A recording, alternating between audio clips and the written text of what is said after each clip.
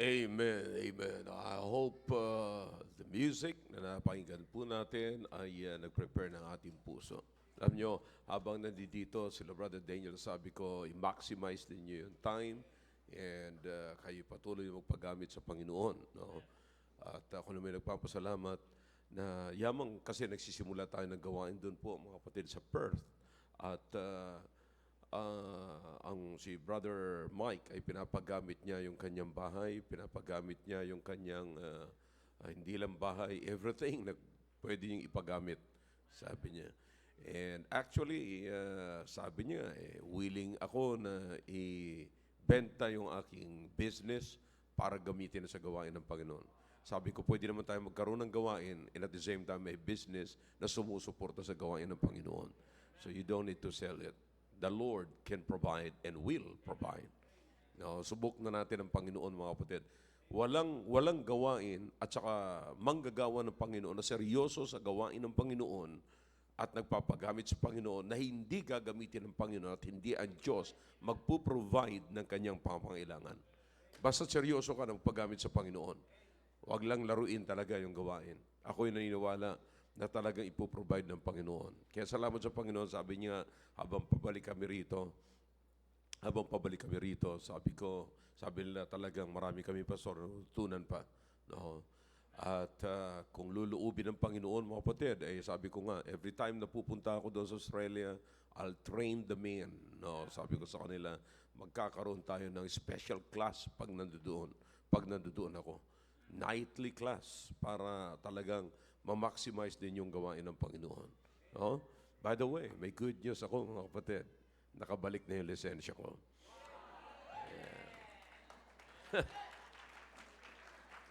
Yeah. Bukas, ticket uli. Yeah. At kinuha ko kanina, mga kapatid. Dali lang. Ganda pala kasi walang walang ganong tao dun eh. At present ko lamang yung dati. Sabi ko, anong dapat kong gawin? Wala na, ito na, binibigay na. Sabi niya, lagay niyo lamang po yung pangalan niyo dyan at saka yung address niyo. Sabi ko, gusto mo bang kunin yung telephone number ko? Ay, wag na po, wag na. Yeah. Well, anyway, salamat sa Panginoon. Ano? At marami din po ako natutunan. Marami din ako natutunan. Unang natutunan ko, wag magpapabilis kung merong CCTV. Yeah. Yeah. So, at talagang, kasi po talaga pag tumakbo yung sakyan ko ng 100, talagang para kang dinuduyan, antukin ka talaga eh. No? Pero pagka tumatakbo ng mga 120, 140, ang sarap. Yeah. Tapos kakausapin ka pa ng pulis. So, di ba? Ang tawag po doon, what a meeting. Alright. At panalangin niyo po, mamaya babiyahe po sila Brother Daniel, si Brother Mike pabalik ng Australia. At dapat nasa airport na po sila ng 9 o'clock sapagkat ang flight ninyo is 12, right? Yeah, so panalangin po ninyo. And sabi ko kay Brother Mike, tama-tama, bago ka umalis, makakanta ka rito for the second time. Kaya ang problema, nandoon kami sa Ramos, talaga namang kumati ang lalamunan niya at nagkaroon siguro siya ng pollen allergy. So whatever, sabi ko, sige lang, kung saan lang aabot. Yeah. Nakainom ka na ba? Inom ka pa. Mas masarap kumanta pag nakainom. Yeah. Di ba? Nasaan si Brother Tito? Wala si Brother Tito. Lasing na naman siguro. All right. Okay, Brother Mike, please come.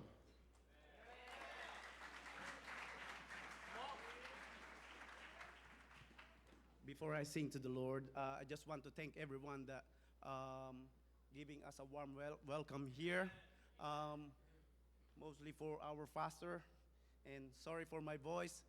My voice is like Renz Verano right now because I never been in the Philippines for the last 7 years. I was stuck in Australia during COVID. And then when I took over the cake factory, I had no reliable staff. But I'm thanking God. God put me in CBBC, Perth Newman. and to be used for His glory. Alam niyo po mga kapatid, I just really wanted to give you something because I started in church when I was 16 years old. If you are going to put faith in the Word of God that preached by our pastor, may mangyayaring maganda sa inyong buhay. That's right. I will just want to give you this word. Our God is able to do exceedingly and abundantly above all we ask or think. Ano nyo po yan, pagbulay-bulayan nyo po yan, mangyayari sa inyo ang mga bagay na hindi nyo minsan naisip. Thank you very much to every one of you, and I'm going to sing a song. I was challenged last Sunday here when one of our pianists playing my tribute. This is one of my favorite when I was in like yung naghihirap po ang aming buhay. Ang anak ko po meron tuberculosis at the age of 2. And I don't have money because I was a full-time in the ministry. But God works in my life because of the Word of God. Paniwalaan po natin ang sinasabi ng ating pastor dito, wala pong biruan dito. Ang salita ng Diyos ay may kapangyarihan, may buhay na baguhin ang ating buhay. Purihin po ang Panginoon, pagpasensyaan niyo po ang aking boses.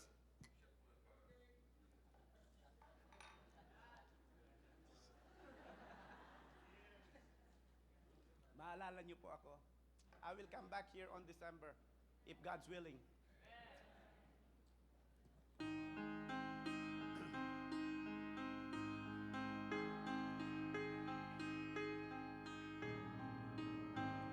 Sa iyo, O Diyos, pasalamat ko ay taos, hamap man ako'y minahal at iyong tinubos, di kaya ng anghel sa langit. Nais kong ipahayag, Panginoon, nagbuhat sa iyo ang buhay ko lahat. Ang Diyos ay purihin, ang Diyos ay purihin, tunay dadakila ang kanyang pag-ibig, sa dugo niyang tumigis, salako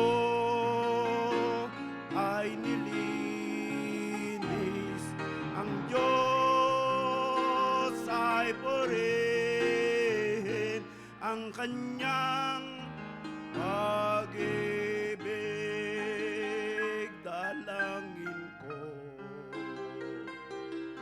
O Diyos, paging tapatin mo ako, at anumang tagumpay utang ko sa Kalbaryo, sa dugo niyang tumigis, salako ay nilinis, ang Diyos ay purihin, sa kanyang pag-ibig. Maraming salamat po. Purihin po ang Panginoon.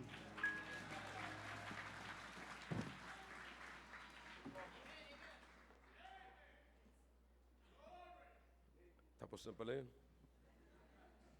Yeah, anyway, salamat sa Panginoon. At talagang, alam nyo, hindi siya umawit sapagkat magaling siyang umawit. Gusto niya magpapuri sa Panginoon. Pagka nasa ibang simbahan ka, nung last Sunday, kasama niya po rito yung kanyang pamilya. Dito po, taga-Tipas. Taga-Tipas. Kasama niyo yung kapatid niya rito. 38 years na baptist, mga kapatid. Last Sunday, they were here. At ang sabi ng kanyang kapatid, parang nasa langit na ako. Parang nasa langit na ako. Kaya sabi niya, I really enjoyed the service. Kaya alam nyo, you have no idea, some of you just get used of things na nakikita natin dito. Pero dapat po nating isipin na hindi yan nangyayari sa napakaraming Baptist churches o sa lahat ng Baptist churches. Yan lang ang sinasabi ko kay Brother Daniel. Sabi ko, yung nangyayari ngayon sa simbahan mo, i-treasure mo kasi hindi yan lahat nangyayari dyan. And katulad na sinabi niya rin the other Sunday, sabi, i-treasure nyo pagkakataon na may natutunan tayo sa ating pastor. Kaya sabi niya, may part 2 yun, pastor. Sabi ko, sige, sabihin mo na. Shall we all stand? At sabihin niya ngayon ang part 2.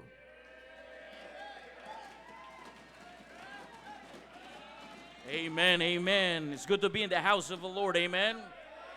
All right, so we maximize our time. Open your Bible, please, in Jeremiah chapter number 14 down to verse number 15. I do believe the Lord will bless us. Thank you, Pastor, for allowing your pulpit of God to preach the Word of God tonight. Amen. All right, Jeremiah chapter number 3, verse number 14 down to verse number 15. Masaya po ba tayo ngayong gabi? Amen? Salamat po sa Panginoon. All right. Jeremiah chapter number 14. Let us read all together po sa verse 14 down to verse number 15. Let us read all together. Ready, read. Turn, O backsliding children, save the Lord. For I am married unto you, and I will take you one of the city and two of the family, and I will bring you to Zion. Verse 15. And I will give you pastors according to mine heart, which shall feed you with knowledge and understanding. Tayo po yung pumikit, tayo po yung muko. Let us close our eyes, bow our head. Dear Father, thank you, Lord, for a blessed night. Thank you, Lord, that the reason why we gathered together this evening to glorify you. Thank you, Father, for sending your Son, Jesus Christ, to die on the cross of Calvary, not for his sin, but for our sin. Bless our first-time visitors tonight. Bless your church tonight. And bless each everyone's heart. Please, O God, Holy Spirit of God, guide us in all truth. Empower us. Lord, I pray, send a revival from heaven and use your servant so that I can pass your information to your people. This is our prayer in the name of the Lord Jesus Christ. Amen. All right, be seated please in the presence of our dear God. Parang Sunday, magandang gabi po at parang Sunday. Okay, sa mga bisita po natin, all right, God has given us one book with 66 books inside of it. And the real theme of the Bible is how to get assurance of heaven from here. Sa ating mga bisita, God gave us the Bible. First reason God gave us the Bible is to tell us how to be saved and how to be reconciled by God. Yan po, sa ating mga bisita, binigyan tayo ng salita ng Diyos. Salita po ito ng Diyos, yung Biblia, para tayo po ay maligtas at para tayo makabalik sa kalooban ng Diyos. Amen? The Bible is not just a book. The Bible is not just a storybook. The Bible is not just fabrication or ideas. But the Bible is preserved, powerful, pure, purposely Word of God. The Bible says, heaven and earth shall pass away, but His Word shall not pass away. Isaiah chapter number 40, verse number 8, the grass withereth, the flower fadeth, but the Word of God shall last forever, shall stand forever. Man shall not live by bread alone, but every Word of God that proceeded out in the mouth of God. Because every problem, the answer is every Word of God. Every circumstances of your life, the answer is every Word of God. Every issues in your church or pastor members, the answer is every Word of God. Amen? So what the Bible says, what the Word of God says, the Bible make it clear, Jeremiah chapter 3, verse 15, and I will give you pastors according to mine heart, which shall feed you with knowledge and understanding. Tonight, the message will focus on the gift from God's heart. Amen? Imagine mga kapatid, tayo po ay nabubuhay sa lupang ibabaw, pero salamat po na merong regalo ang Diyos sa bawat isa. Amen? At ang regalo ng Diyos ay hindi basta-basta. Ang regalo ng Diyos ay laging nasa puso niya. Galing sa puso niya. And the Bible says, what I must understand tonight, pastor is a gift for you. Pastor is a gift from God. As a church, God gave us a gift. And brethren, it is important to know when we receive gift from God, we need to treasure it. Either amen? We need to treasure it, brethren. What is pastor according to God's heart? Because there's a lots of people who call themselves pastors, but they are not pastors according in the hearts of God. Either amen? They are not pastors to God's heart. Pastors, according to God's heart, is someone who is called by God. 2 Timothy chapter 1, verse 8, Be thou therefore ashamed of the testimony of our Lord, nor of me, his prisoners, but thou partakers of affliction of the gospel, according to the power of God, who saved us and called us with an holy calling. Pastor, brethren, not only called by God, but chose by God. In John chapter 15, verse 16, Ye have not chosen me, but I have chosen you. Either amen? And a pastor also not only called by God, not only chose by God, but sent by God. In Romans chapter 10, verse 13 to 15, For whosoever shall call upon the name of the Lord shall be saved. How then shall they call on him in whom they have not believed? And how shall they believe in him in whom they have not heard? And how shall they hear without a preacher? And how shall they preach except they be sent? As it is written, how beautiful are the feet of them that preach the gospel of peace and bring glad tidings of good things. Imagine, brethren, a man who partakers his life after the life of the Lord Jesus Christ. Ganyan po yan mga kapatid. Sa mga bisita natin, nilagyan po itong simbahan na ito ng regalo. Either amen? That's the Bible says. But I want you to understand this evening, brethren, Jeremiah was a prophet who prophesied for 42 years, ministering from the reign of the last good king of Judah, Josiah, to the final destruction of the city of Jerusalem. God chastised them. God teach them. God remind them, brethren. And Jeremiah's message in this context, brethren, is clear. The Bible says Babylonian is coming. And the Bible says they ready to invade Jerusalem. In Jeremiah chapter 2, verse number 1, Moreover, the word of the Lord came to me. Sabi po ng Biblia, kinausap ng Diyos si Jeremiah. In Jeremiah chapter 2 and also verse number 2, God said, Go and cry in the ears of Jerusalem. So God commands Jeremiah to go and cry in the hearing of Jerusalem people. The Bible says, and brethren, we still need some pastors today who will go and cry in the hearing of people. Are you there, amen? Right here in the text. The gospel is unpopular and needs to be heard of people. People still need to be told that they are in sin and need cleansing by the shed blood of the Savior. Either amen? I want you to understand, number one, pastor is a gift from God because of unsaved people. Either amen? Marami pong mga kaluluwa. Yesterday, we have pastors meeting, pastors and preachers meeting, at tinatanong nila ako kung ano nangyayari sa Newman. Sabi ko, tingnan niyo po sila. Ang ginagawa ng mga Aboriginals did every Christmas holiday, every holiday in Australia, they break ins. Nambabasag yan. Gusto nilang mapansin sila. Gusto nilang sirain yung mga bahay doon. Walang tao eh. Town. So aalis yung tao, sisirain nila yung bahay nyo. Minsan kami ay nagbi-visitation, kinausap namin sila. Bakit nyo pala ginagawa yung ganun? Sabi nila, wala naman nagtitaking care sa amin. Wala naman nagmamahal sa amin. I said, here am I. I love you. I love you. What I did, Christmas. We have Martu Christmas. Martu is a group of Aboriginals. We have Martu Christmas.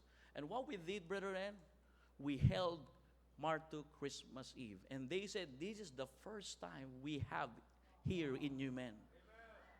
And then the police came to the church. They waiting outside and they said, they are wondering what happening because they are in alert.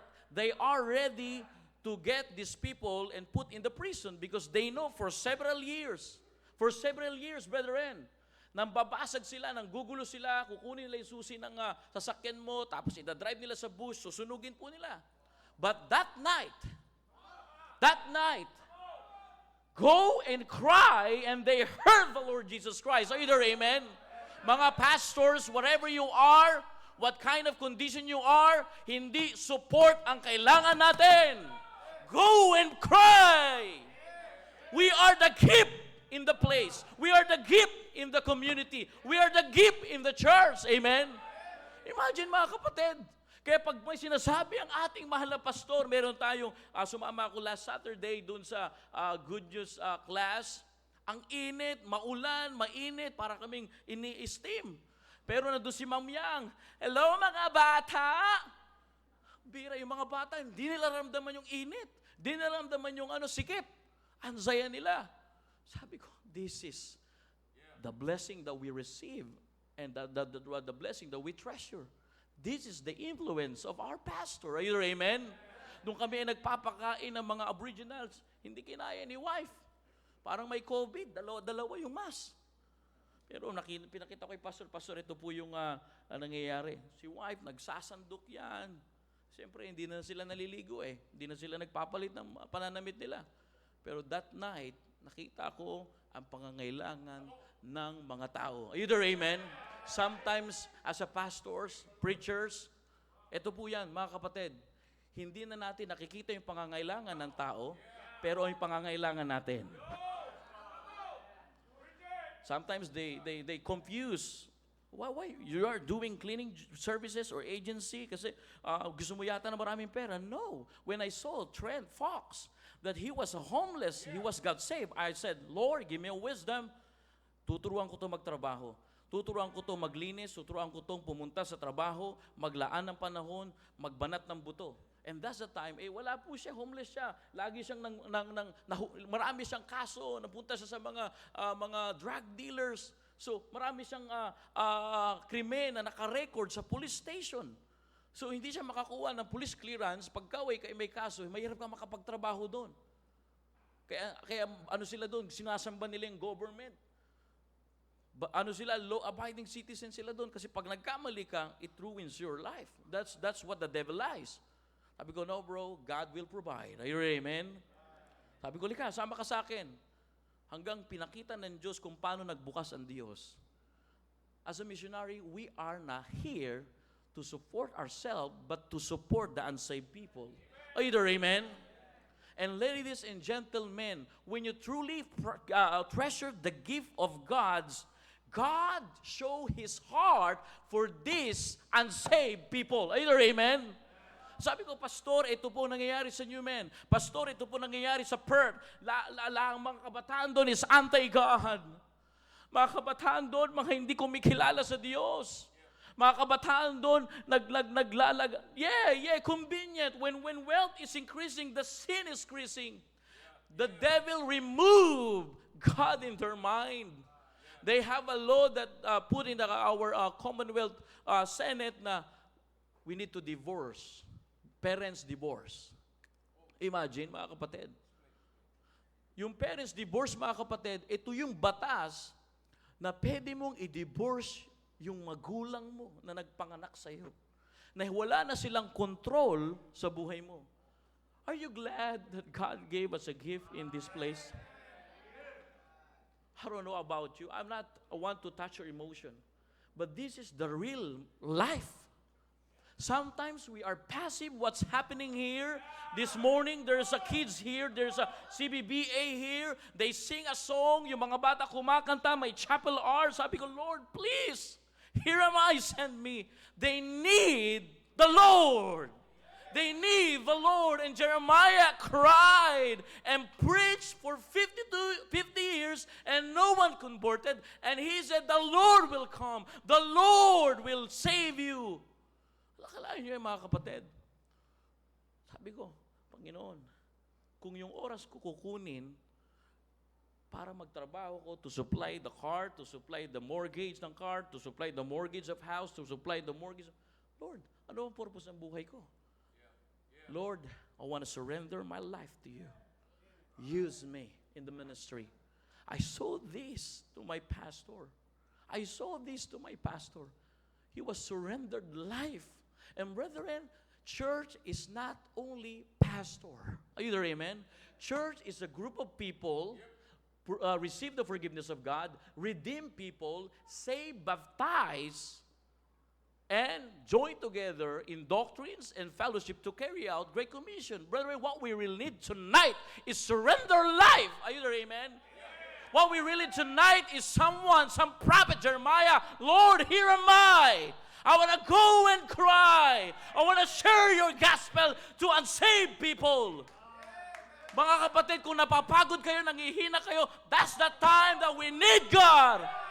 When I was alone in Newman is what they call it heart of Pilbara. There is no God there. There is a nest of the devil. Yun ay pugad ni Satanas. Alam niyo ba, sa Australia, nag-abroad na yung magulang, mag-a-abroad pa ulit. What I mean is, they went to Australia to work, but the devil bring them also to another place, mining.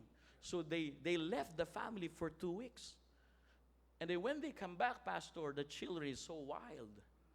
Because the children they have a lots of time exposing in anti-God and anti-Bible environment. Are you there, amen? Brethren, you have a gift here. Treasure it. Are you there, amen? Treasure it. Sometimes mabilis tayong ma-offend. Sometimes, kagaya ko rin kayo noon, mabilis, magmalaki. Why? Selfish po tayo. Are you there, amen? And tonight, the gift that Jeremiah talking about is for the needs of the people. Are you there, amen? Laging iisipin, ano yung pangangailangan? Ano yung pangangailangan? Lalong sa isipin, ano yung pangangailangan nito? Mga kapatid, i-organize po natin yung pangangailangan ng mga tao. Are you there, amen? Hindi lang tayo basta bigay. O ito ha, ayan ang kailangan mo. Why not na gumawa tayo ng organization na dadalhin natin sila sa biblical principles? Are you there, amen? Dadalhin natin sila na bibigay natin yung pangangailangan pero matututo po sila na pagkatiwalaan ng Diyos. Are you there, amen? Matututo silang maniwala sa Diyos na buhay. Magbibigay sa kanila ng bukas na isip na itong taong ito, tinulungan ako. Sabi ni Brother Trent, no one do that for me for 32 years. And this church is only, you know why? When they give the gift, we disciple them to treasure the gift. Either amen? And the Bible says, brethren, Jeremiah message in this context is clear. God command Jeremiah to go and cry in the hearing of Jerusalem. And brethren, I want you to understand the gospel is unpopular and needs to be heard of lots of people. Either amen? Not only that. Now verse number 14, what the Bible says. Turn, O backsliders, children, saith the Lord. Either amen? Not only gift from unsaved people, pastoring is a gift in God's heart, not only for unsaved people, but a backslider like me before. Either amen? Gift from the backsliders. Return, O backsliding, O turn, O backsliding children, save the Lord. God, remind them, God, remember, had given Israel himself. He gave them a Lord. God led Israel into Canaan land. He gave them a land. He also handed them his commandments. He gave sweet water when they thirsty. He gave them food when they hungry. He gave them sandals when that worn out. And brethren, God remind Israel and us tonight, when God trying to give you more, don't try to settle for less. Either amen? When God trying to give you more, don't try to settle for less. And the Bible says, Proverbs chapter 14, verse 14, the backslider in heart shall be filled with his own ways. Either amen? You got to be willing to get up from where you are and to go to where God is trying to bring you. Don't try to settle for less. Either amen? I remember Genesis chapter 13, verse 14, when Lot left Abraham. The Bible says, and the Lord said unto Abraham, after that Lot was separated from him, he lifted up his eyes and looked from the place where thou art northward, and southward, and eastward, and westward. So you will understand the promise of God came after Abraham was separated from Lot. So what does it mean, brethren? Brethren, which it is teaching us, brethren, that God can only bless a separated life. I tried to backslide. I tried to insult God. I try, brethren. But we need tonight to open your mind, whatever you are, if you have, listen, backsliding is not just, nakikita tayo rito, pero mga kapatid, the Bible says in Proverbs, pwede ka magkaroon ng backsliding in heart. Are you there, amen?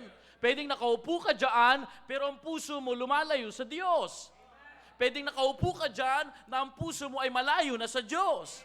Pwedeng kumakanta ka, na ang puso mo ay malayo na sa Diyos. Pwedeng ikaw ay nagpipreach sa salita ng Diyos, pero malayo na ang Diyos at malayo na ang puso mo sa salita ng Diyos. At ang sabi ng Biblia, ang sabi ng Panginoon, sabi ng kay Abraham, pinili ni Lot yung bagay na siya ay mapapalayo sa akin. And when we say separated life, brethren, there is something you're gonna leave to put out of your life. Either amen? The Bible says God has already promised you, but you got to separate yourself from some stuff, from some people, some offices, from some organization, from something have nothing to do in the glory of God. Either amen? And the Bible is making clear in the lives of Abraham. Abraham said to Lot, his nephew, you go to left, but I'm gonna where God is trying to bring me. Either amen? Lot looked like he had better hand. But brethren, my friend, when you are backslider, when you are worldly, you make a bad choices. Either amen? Pumipili ka. And tonight, treasures the gift. God gave the gift not only to the needy, but to the backsliders. Either amen? Backsliders in heart. Yung mga puso na lumayo na sa connection nila sa Diyos. Yung mga puso na lumayo na sa pagmananalangin na maganda. Yung puso nila na lumayo at sumamba na sa Diyos-Diyosan. If you worship your job, if you worship your career, if you worship your money, if you worship your home and family, that's what happened in Australia. Brethren, whatever, brethren, that you put behind of God, that's idolatry. Either amen?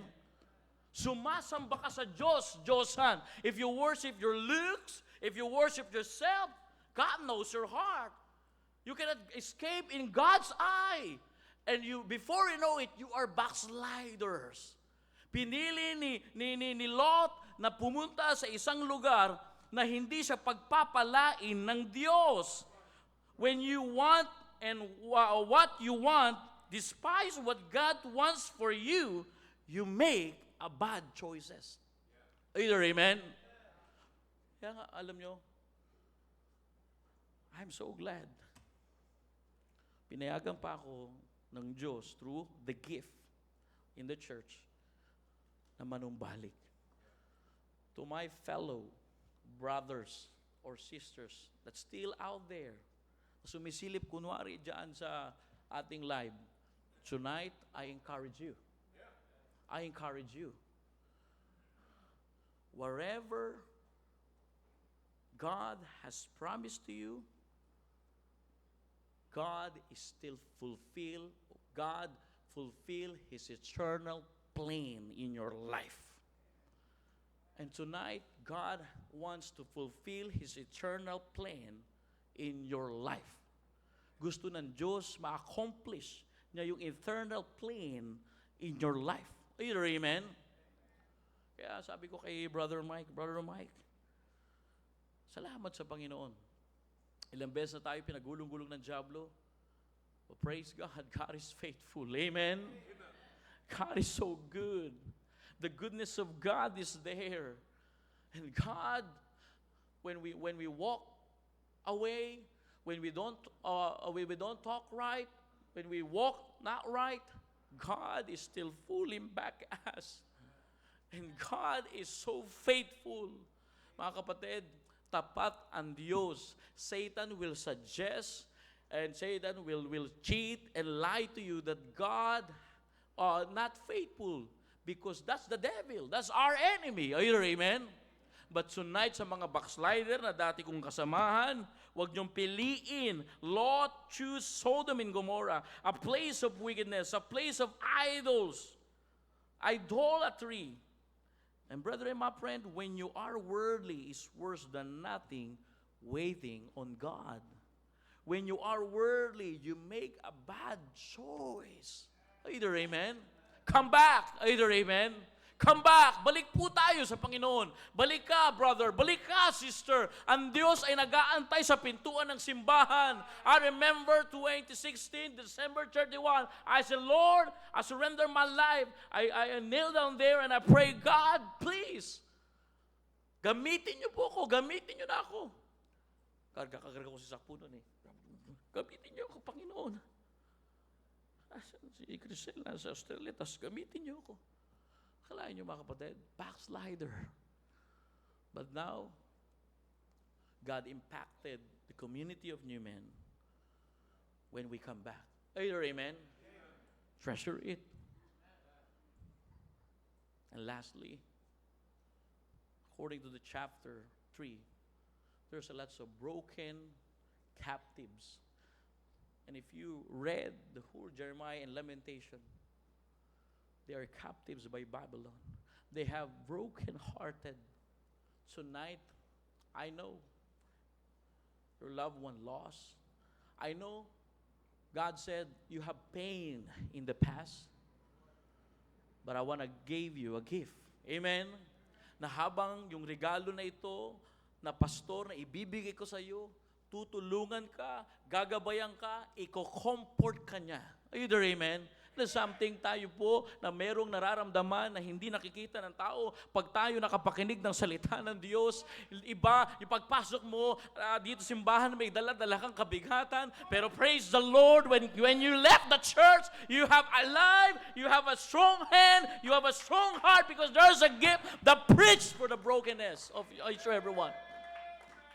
Malungkot ka na pumasok ka rito, pero pag lumabas ka, okay, thank you Lord, ni-recharge mo na naman ako. Salamat sa binigay mong regalo sa akin. Salamat sa aking pastor na nangangaral, nagpaus-paus na, 3 oras ang natutulog para lang ako ay makomfort sa kabigatan na dinala ko. Sabi ko, Brother Mike, let's pray. He cried. Iyak. Bakit? Remember, Brother Mike? Praise God, God gave him a gift that comforts him, make him excited. And brethren, treasure it. Either amen? Kung nagkakaroon tayo ng misunderstanding sa regalo ng Diyos sa ating pastor, you need to pray. The devil attacks your heart. Either amen? The devil trying to put something nasasabihin niya sa mind mo, ganyan si pastor eh.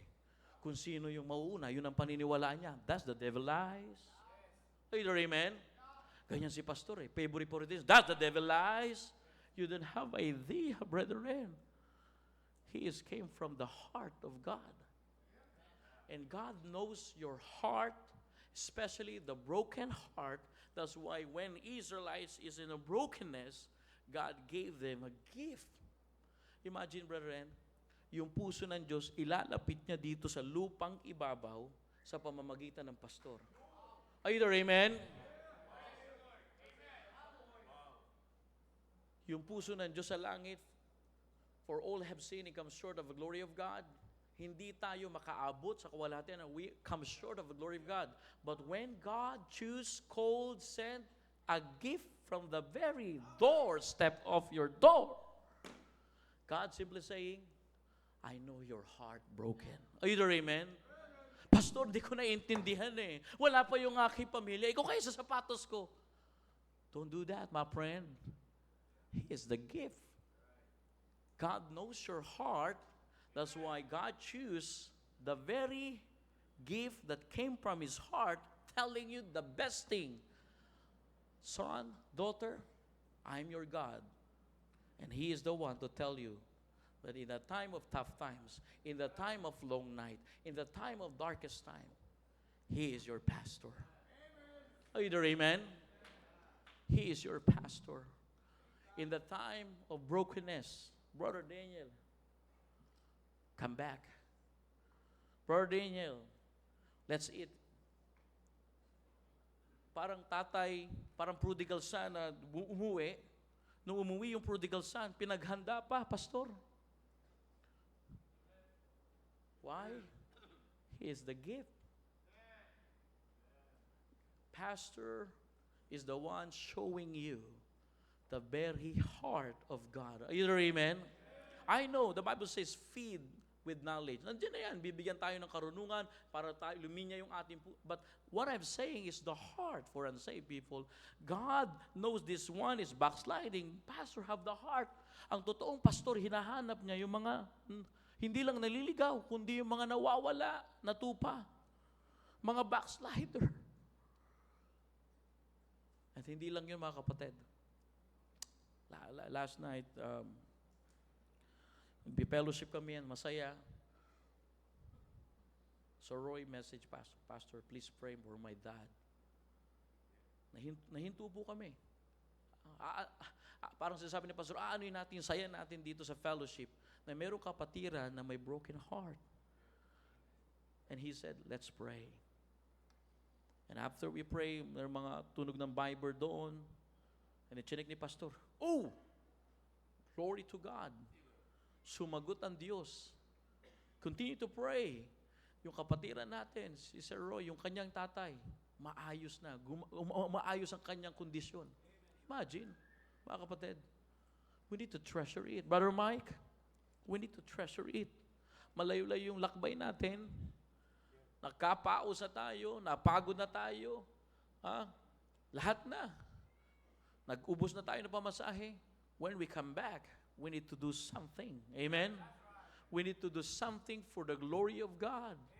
We need to do something that God knew that there's lots of broken there. Family, 58% of fathers took their lives easily. Either amen? Kaya pagka fathers, tampurot ka, napaka-selfish mo. You need to walk up early in the morning, pray for your son, pray for your daughter, pray for the community where you belong, pray for your colleague, pray for your company, at turuan mo silang mga nalangin, turuan mo silang lumapit sa Diyos, turuan mo silang masiran mo sila ng salita ng Diyos. And tonight, brethren, God simply saying, very simple, according to the Word of God, Bible says, and I will give possessive term. I will give. This is the gift from you. Ito yung regalo ko sa inyo. Minsan tinitingnan natin si pastor, nasa posisyon eh. No. Tingnan nyo siyang regalo lagi galing sa langit. Are you there, amen? Pastor is a gift from heaven. Yeah, we believe in the power of the Holy Spirit. There's a two agent, the Holy Spirit, but also the pastor. that works in the lives in each every believer. Tonight, I want you to encourage, Pastor, we will treasure again what we learned from Ramos Tarlac. And I see how God's hand work. I know. I went to the squatters area, bring all the children in the church, and God used these poor people or middle class to build this auditorium and overcourt. Sabi ko, wala naman yaman yung simbahan natin eh. Pero salamat, nagbaba ang Diyos ng regalo. Amen? Hindi lang yung mga kapatid, yung mga tao na nabago ng buhay. And tonight, ladies and gentlemen, let us come to the Lord. Repent. Repentance is every day. We can repent and ask the Lord tonight, Lord, thank you for the gift. And every time na maririnig ko si Pastor, mangangaral ang salita ng Diyos, susunod po ako. Hindi po ako magtatanim sa maloob sa Kanya. Kahit nasuntok na ako, hindi ako magtatanim sa maloob sa Kanya. Regalo niyo sa akin. Let's bow your head, close your eyes, and let us pray. Dear Father, thank you, Lord, for tonight. Thank you, Lord, for the blessing that we heard. Thank you, Lord, for the gift from your heart. And we need to treasure for what you have done to our pastor. And any negative things, negative thoughts that the devil puts in our mind and heart, please, we cast out you, Satan. You are not allowed in our life. You're not allowed in each every one of here. And thank you, there is a key from heaven that feed us with knowledge and understanding. And the message is clear. Why not to step out in your step, close your eyes, and bow your head. Let us pray.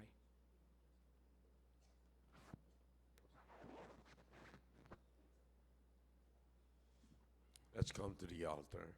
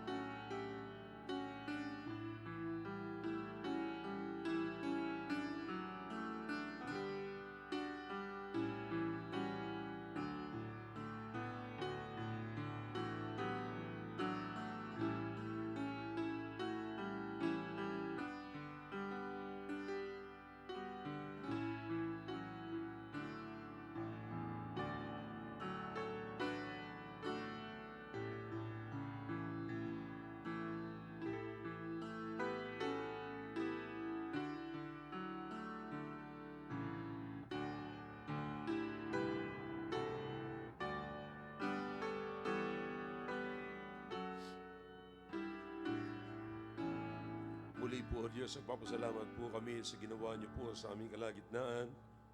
Papasalamat po ako sa paggamit niyo po kay Brother Daniel.